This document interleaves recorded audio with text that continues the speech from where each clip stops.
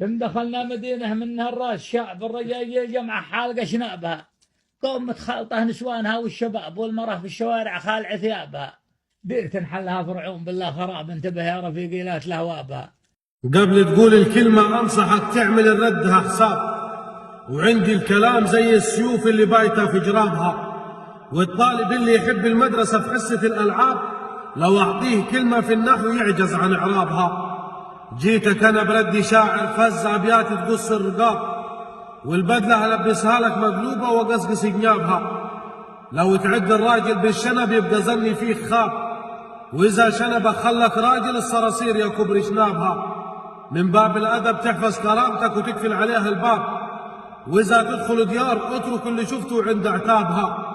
سألت سؤال وحطيته بظرف ودورت على الجواب، وإجابة سؤالك عندي أسهل من المية في شرابها. بنات مصر من عفتها كانها مولودة بالحجاب، وأمثالك لو تمشي على الجمر ما تنال إعجابها.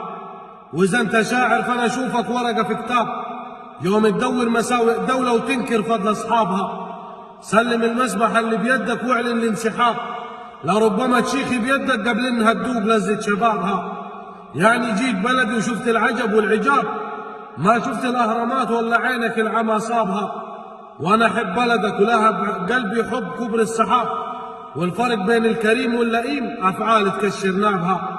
مصر شمس تحرق القاصد لو فكر الاقتراب، وإحنا كبار والله خلقنا ناس ما تنطر قابها.